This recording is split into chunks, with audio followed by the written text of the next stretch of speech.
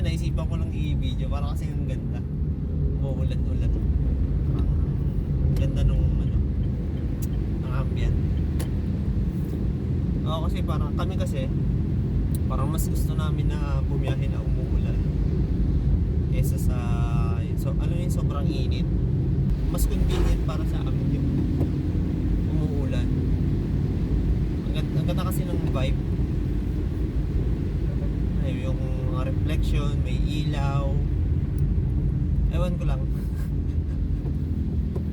Rio na ano, nandiyan. So, sa paningin ko, ang ganda ng ambient kapag umuulan. Kasi yun nga, sa baba may reflection.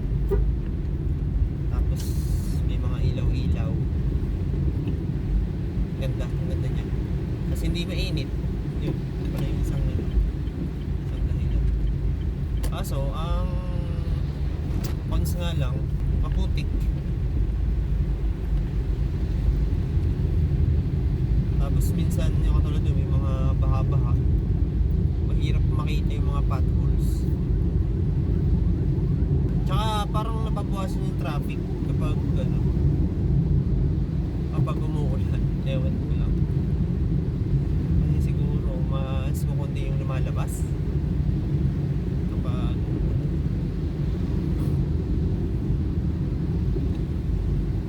kaya gustong-gusto namin pag maglo-long drive kami kapag medyo umuulan-ulan. Hindi naman yung todo ulan. Yung mga ano lang, yung baga, yan, ganito. Yung konting ulan lang, parang ambon-ambon. Kasi mahirap din pag yung sobrang lakas ng ulan eh. Hirap ng nababawasan yung visibility. Kasi yung may madadaanan kang baha, hindi naman naiiwasan yan. Ayan o, Brio first. Ayan. What's up, brother? Ayun o, may Amaze dun sa kabila. Wala yung kayo. Brio Amaze. Ayan siya. Ayan.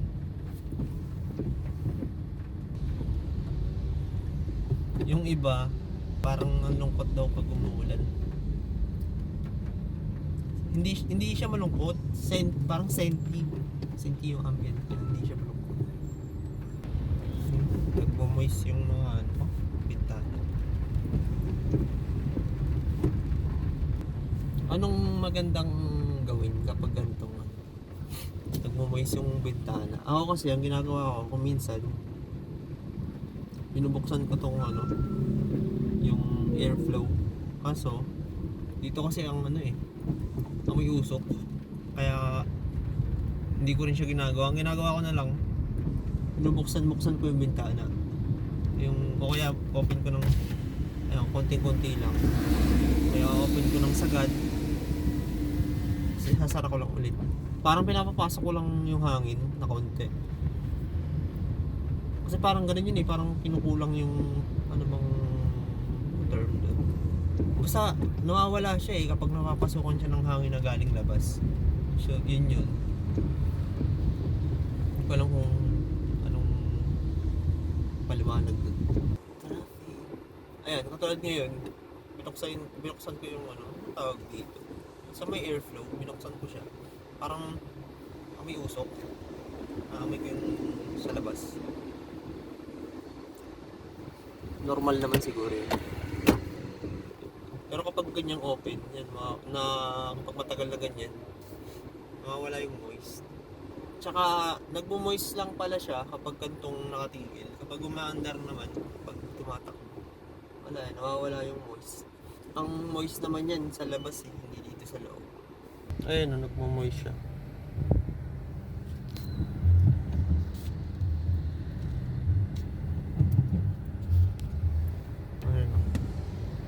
Dito, grabe yung moist eh. Pero sa labas yan eh.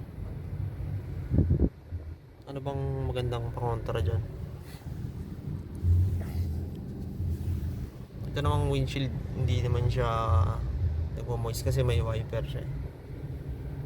Ito. Kaya pala traffic dito eh. Tulay na ginagawa. Grabe lang ulit kasi ako nakadaan dito eh. Kasi maingay kasi nag-open ako ng bintana. Sa traffic kasi one way lang. Nagpa-counterflow sila kasi may ginagawa dito kabila. Yun, doon lang naman talaga nagpa-traffic.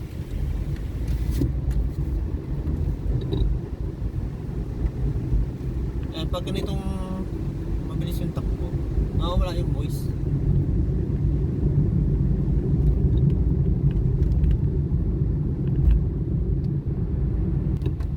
Nagsara na ito ang bintana.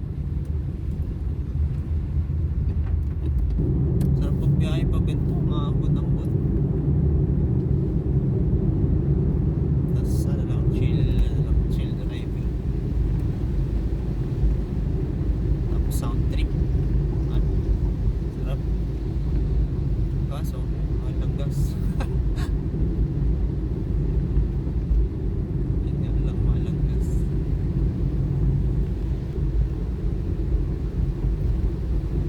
Ganda dito sa lugar na to, sa part na to. Dati manghang-mangha ako dito. Kasi nakikita yung Robinson at saka SM para magkadikit sila. Bago lang ako dito. Tuwa ako dito sa lugar na to.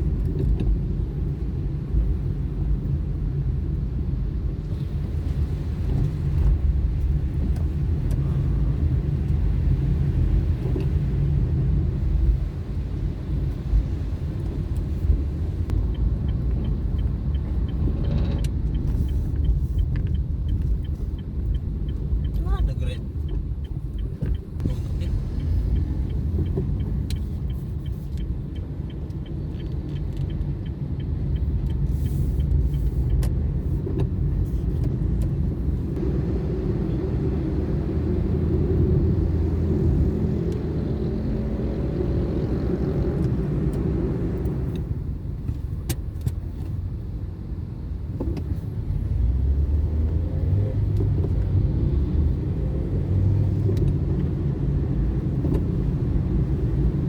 Yun pala, kailangan pala taasan yung aircon, hindi yung fan. Yun o, tinaasan ko yung aircon, lamig na dito, tas nakawala yung mga moist. Para mawala yung moist, pwedeng magbukas ng bintana kahit konti lang, konti lang, yung pumasok lang yung hangin. Then pwedeng open tong ano, itong ang tawag dito, air circulation. Pwedeng i-open yun, pero matagal mawala yung moist. Parang mas mabilis mawala yung moist kapag nilaksan yung aircon. Ayan, nilaksan ko yung aircon. Malamig na dito sa loob. Nawala unti-unti yung moist. Ayun, kapag umaandar, nawawala yung moist din kapag nakatigil tayo sa traffic. Ayun, dun lumalabas yung moist. Parang na kailangan niya mahanginan para mawala siya. So yun pala yun. So ang dahilan pala kaya nagmo-moist, parang mas malamig yung labas kaysa dito sa loob. Mas malamig dun sa labas kaysa sa loob. Kaya yung init dito sa loob, kumbaga parang nagkakaroon ng steam, nag-i-steam. Kasi nga mainit dito sa loob, tas sa labas malamig, hindi sila balanse. Kaya pala nagmo-moist. So yun pala yun. Ngayon ko lang din na napapansin ko na siya dati, pero ngayon ko lang naobserbahan na yun yung dahilan. So yun. Kailangan pala palamigin lang dito sa loob. Laksan lang yung aircon o kaya mag-open ang bintana para mawala yung moist. So yun lang pala. Maggagas muna pala ako dito. Magkano kaya yung gas dito? Ayun, maggagas muna ako. Alam ko kasi nagkaroon ulit ng rollback ngayon eh. Magkano kaya? 72. Mahal pa rin. Pero okay lang, maggagas na ako dito. May discount card ako dito eh.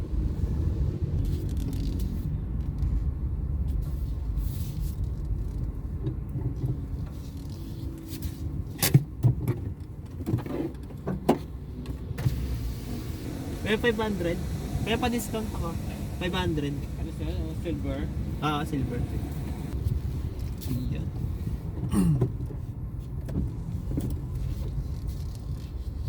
Sa gas ko na 500, mahigit 13 pesos yung discount ko. Ang ginagawa ko kasi pinapasama ko na lang sa gas. Tulad nun, 500 yung pinagas ko, ginawa niyang 513 plus. Para yung discount, may ipagas na din. Sa kanila din ko lang naman yun nakuha eh.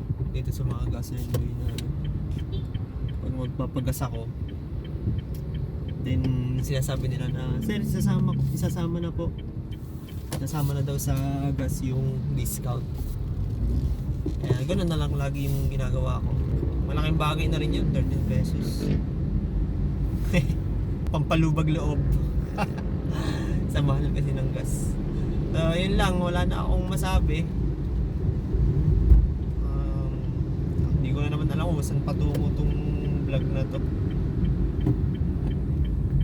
Maraming salamat sa nakipagkulitan sa akin, sa mga nanood, sa mga patuloy na nagsasubscribe, at sa mga subscriber na datihan pa.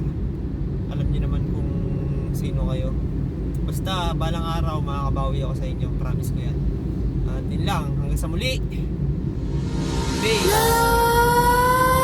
Nightmares creep while you and me repeat. This bittersweet heat is suffocating. I'm waiting and always hesitating. Kryptonite desires set my heart afire.